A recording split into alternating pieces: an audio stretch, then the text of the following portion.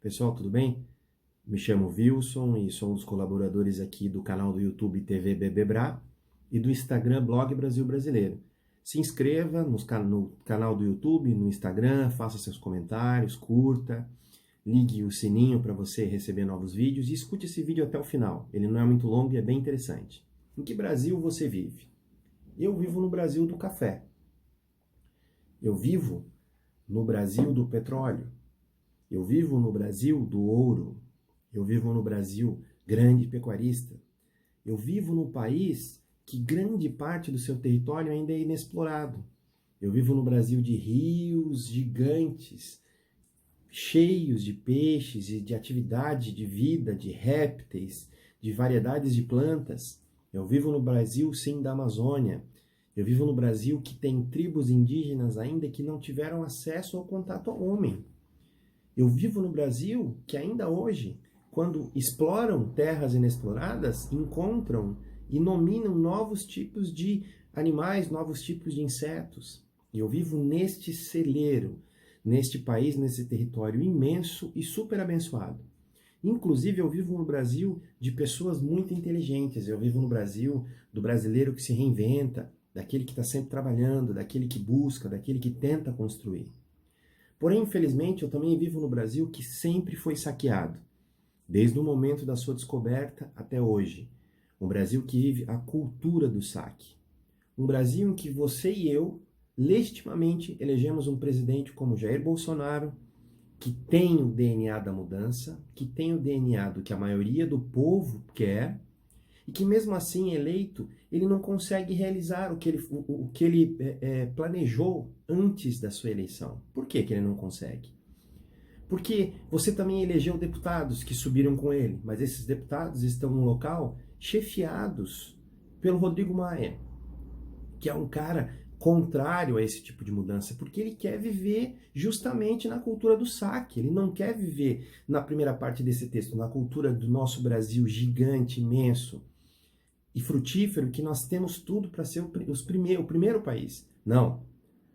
Ele quer viver no mundinho em que ele é o cara mais importante do Brasil e que ele faz o que ele quer para ele mesmo. Esse mesmo Brasil, que quando sai as coisas que o presidente manda, então, para a casa em que Rodrigo Maia, infelizmente, preside, vai para o Senado, e a gente cai, então, na mão de Alcolumbre, do Davi Alcolumbre.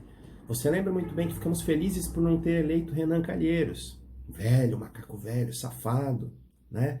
Que faz parte desse Brasil saqueador. Esse Renan Calheiros, que levou anos para se mostrar um verdadeiro saqueador, que a gente tirou, né, que foi tirado com o grito do povo e com uma manobra na eleição e colocaram Davi Alcolumbre, e Davi Alcolumbre levou apenas alguns meses para se mostrar um cara do Brasil saqueador, para se mostrar um saqueador, para se mostrar um outro Renan Calheiros, preocupado só com os seus, preocupado com o seu bolso, preocupado com o seu poder, inflado, parece um peixe-boi com dor de barriga, quando vai para uma entrevista, quando fala, porque ele é exatamente um reflexo de um Rodrigo Maia, que é um reflexo de Renan Calheiros.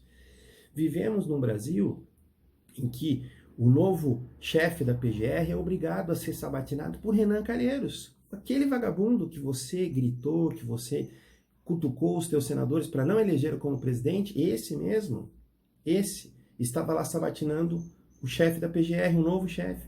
Esse perguntava: o que você vai fazer? Quem é você? O que você pretende fazer?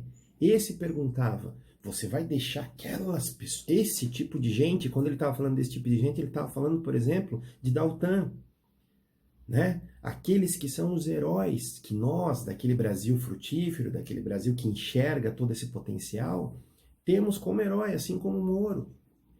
Então, vivemos neste Brasil de duas faces, né? Uma face que assola, uma face que usurpa, uma face que rouba, uma face que mente, uma face que destrói, uma face sanguessuga, uma face de vermes, que são os que controlam o país, infelizmente. Por mais que nós lutemos, por mais que nós tenhamos tido conquistas grandes nos últimos meses, mas infelizmente ainda estamos sendo chefiados por esse. E não bastando isso, vivemos num país do STF que manda em tudo. Manda em tudo.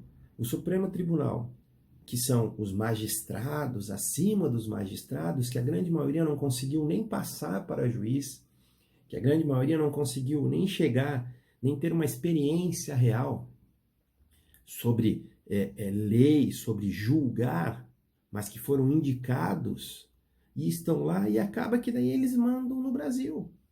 Então veja, Adélio Batista enfiou uma faca em Bolsonaro, todo mundo sabe disso, e ninguém mais fala, ninguém quer saber o que aconteceu. Está internado e fim.